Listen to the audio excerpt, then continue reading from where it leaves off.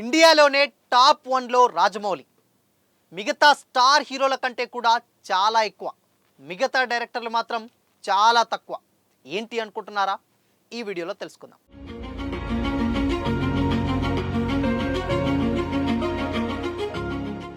Hi hello, welcome to Disha TV. ప్రముఖ director SS Rajamouli గారి గురించి ప్రత్యేకంగా చెప్పనక్కర్లేదు. ఎందుకంటే ఆయన తీసినటువంటి సినిమాలు అలాంటివి. ఒక్క సినిమా కూడా ఫ్లాప్ ఎరగని డైరెక్టర్ ఎవరన్నా ఉన్నారు అంటే అది ఎస్ఎస్ రాజమౌళి గారే. ఇక ఆయన తీసినటువంటి ప్రతి సినిమా ఆల్మోస్ట్ కొన్ని వందల కోట్ల కలెక్షన్స్ రాబట్టింది రీసెంట్ టైంలో వచ్చినటువంటి సినిమాలు. బాహుబలితోటి యావత్ ప్రపంచమంతటా కూడా తెలుగు సినిమా వైపు చూసేలా చేసినటువంటి ఏకైక డైరెక్టర్ రాజమౌళి గారు. ఈవెన్ రాజమౌళి గారి దారిలోనే ఇప్పుడు అందరూ కూడా పాన్ ఇండియా ఫిలిమ్స్ చేస్తున్నారు. అన్ని సినిమాలు కూడా భారీ బడ్జెట్ తోటి అండ్ తెలుగు సినిమా అంటే ఇది అని కూడా చాటి చెప్పినటువంటి మొట్టమొదటి వ్యక్తి రాజమౌళి గారు. అయితే ఇప్పుడు రాజమౌళి గారు ప్రజెంట్ ఇప్పుడు SSMB 29 తోటి చాలా బిజీగా ఉన్నారు. తెలుసు, మనందరికీ తెలిసింది. RRR తర్వాత ఆల్రెడీ RRR షూట్ జరిగే టైంలోనే SSMB 29 అంటే మహేష్ బాబు గారితో సినిమా అని అనౌన్స్ కూడా చేశారు. అండ్ రీసెంట్గా పూజా కార్యక్రమాలు అయింది. సినిమా కూడా షూటింగ్ పార్ట్ కూడా పూర్తి చేసుకుంటూ ఉంది. అండ్ కొంత భాగం రీసెంట్గా ఒడిశాలో చేసినటువంటి షూటింగ్ కూడా, దానికి సంబంధించినటువంటి షూటింగ్ సంబంధించిన పిక్స్ కూడా వైరల్ అయ్యాయి. ఓకే, అది కూడా దాదాపు ఒక 1000 కోట్ల బడ్జెట్ తోటి రాబోతుంది ఆ సినిమా. అయితే ఇప్పుడు మరి ఇన్ని కోట్ల కలెక్షన్స్ రాబడుతున్నటువంటి డైరెక్టర్స్కి రెమ్యునరేషన్స్ ఏంటి అన్న టాక్ కూడా ఇప్పుడు చాలా గట్టిగా వినిపిస్తూ ఉంది. అయితే దీంట్లో రీసెంట్గా IMDb సంస్థ అనౌన్స్ చేసినటువంటి డైరెక్టర్ రెమ్యునరేషన్స్లలో డైరెక్టర్ రాజమౌళి గారే టాప్ 1 అని చెప్పేసి ఒక నివేదిక అయితే ఇవ్వడం జరిగింది. అందులో రాజమౌళి గారు దాదాపు ఒక్క సినిమా కంటే RRR తర్వాత ఒక్క సినిమాకి గాను 200 కోట్ల రూపాయల వరకు రెమ్యునరేషన్ తీసుకుంటున్నాడట. 200 కోట్లు అంటే ఈవెన్ ఒక పాన్ ఇండియా సినిమా ఈజీగా తీసేయచ్చు. సో అలాంటి ఒక బడ్జెట్ని కేవలం డైరెక్టర్ రెమ్యునరేషన్ పరంగానే తీసుకుంటున్నారంటే ఇంకా ఆయన సక్సెస్ ట్రాక్ ఏంటో అర్థం చేసుకోవచ్చు మనం.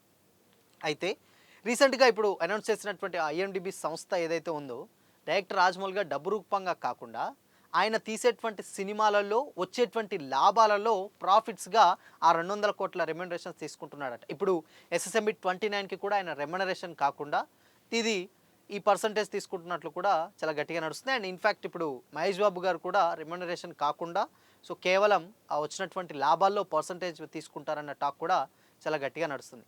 అయితే ఇప్పుడు ఇండియాలోనే 200 కోట్లు తీసుకున్నటువంటి ఏకైక డైరెక్టర్ రాజమౌళి గారు. ఇక ఆ తర్వాత కంప్లీట్గా 90 కోట్లతో అటు సందీప్ రెడ్డి వంగ గారు, ప్రశాంత్ నీల్ గారు 90 కోట్ల వరకు రెమ్యునరేషన్ తీసుకుంటున్నారట. ఇక దాని తర్వాత రాజ్ కుమార్ హిరాని గారు అండ్ అదేవిధంగా సుకుమార్ గారు రీసెంట్గా పుష్ప సక్సెస్ తోటి ఆయన కంప్లీట్గా ఒక మాస్ జాతర అయితే క్రియేట్ చేశారు. సో ఆ సినిమా కూడా దాదాపు 1800 కోట్ల వరకు కూడా కలెక్ట్ చేసింది. 1800 కోట్లు ప్లస్ ఇంకా. సో ఆయన కూడా ఒక 80 కోట్ల వరకు కూడా ఒక్క సినిమాకి గాను రెమ్యునరేషన్స్ తీసుకుంటున్నారట. సో మొత్తంగా ఇటు తీసినటువంటి ఇప్పుడు రాజ్ కుమార్ హిరాని గారు అంటే ఎవరు అంటే ఆయన ఆల్రెడీ 3 ఇడియట్స్, PK, సంజు లాంటి సినిమాలు చేశాడు బాలీవుడ్లో. అండ్ ఆయన దాదాపు 80 కోట్లే. అండ్ మన తెలుగు డైరెక్టర్స్ కూడా 80 కోట్ల వరకు కూడా తీసుకుంటున్నారట. ఇంకా దాంట్లో టాప్ 1 వచ్చేసి రాజమౌళి గారు. 200 కోట్లు అంటే అర్థం చేసుకోవచ్చు అసలుకి. అంటే రాజమౌళి గారు తీసేటువంటి సినిమా మీద ఎంత నమ్మకం ఉంటే ఆయనకు అంత రెమ్యునరేషన్స్ ఇస్తారని కూడా అర్థం చేసుకోవచ్చు. అండ్ ఇన్ఫ్యాక్ట్ రాజమౌళి గారు ఫ్యాన్స్ కూడా అదేది జగన్నకి ఊరికే వచ్చింది కాదు, ఆయన తీసినటువంటి సినిమాలు, ఆయన తీసిన సినిమాలు ప్రతి ఒక్కటి కూడా 1000 కోట్ల వరకు కూడా కలెక్ట్ చేస్తాయి కాబట్టి ఆ 200 కోట్ల రెమ్యునరేషన్స్ తీసుకుంటున్నాడు. అట్లా మొత్తం బడ్జెట్ పోయినా 500 కోట్లు పోయినా ఇంకొక 500 కోట్ల వరకు లాభం వస్తుంది. సో ఆయన లాభం వస్తుంది కాబట్టి, ఆయన మీద అంత లాభం వస్తుంది కాబట్టి ఆ రెమ్యునరేషన్స్ ఆయన డిమాండ్ చేస్తున్నాడు.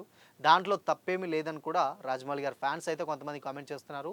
సో మొత్తంగా ఇప్పుడు ఈ రెమ్యునరేషన్ టాపికే టాక్ ఆఫ్ ది ఇండస్ట్రీగా మారింది. 200 కోట్లు ఒక డైరెక్టర్ అంటే ఈవెన్ ఏ స్టార్ హీరోలకు కూడా అంత రెమ్యునరేషన్స్ లేదు. ఇప్పుడు ఉన్నటువంటి హీరోలలో కేవలం రాజమౌళి గారికి 200 కోట్లు అంటే ఇంకా అర్థం చేసుకోవచ్చు. హీరోలకు కాకుండా డైరెక్టర్స్కి అత్యధిక రెమ్యునరేషన్స్ ఎవరన్నా ఉన్నారంటే అది రాజమౌళి గారే. అండ్ రాజమౌళి గారు లాంటి డైరెక్టర్స్ ఇప్పుడు ఈవెన్ హాలీవుడ్లో కూడా జేమ్స్ కెమెరాన్ లాంటి డైరెక్టర్స్ కూడా చాలామంది రాజమౌళి గారిని చాలా గొప్పగా ప్రశంసిస్తూ మాట్లాడినటువంటి సందర్భాలు రీసెంట్గా ఉన్నాయి.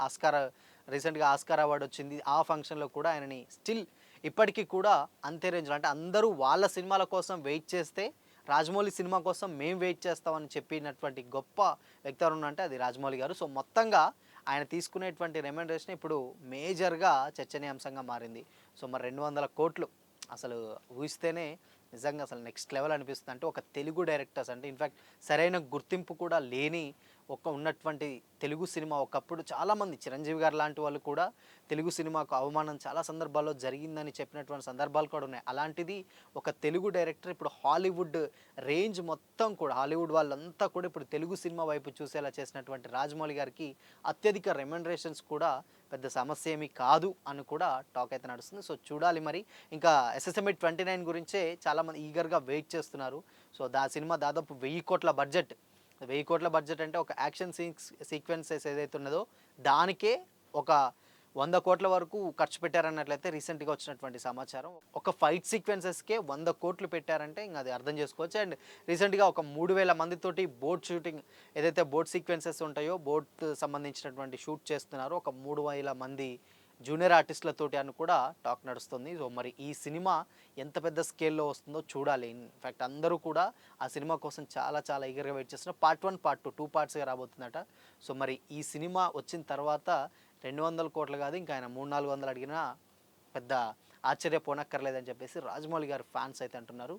సో మరి సినిమా ఎలా ఉండబోతుంది ఏంటో అనేది చూడాలంటే కొద్ది రోజుల పాటు వెయిట్ చేయాల్సింది.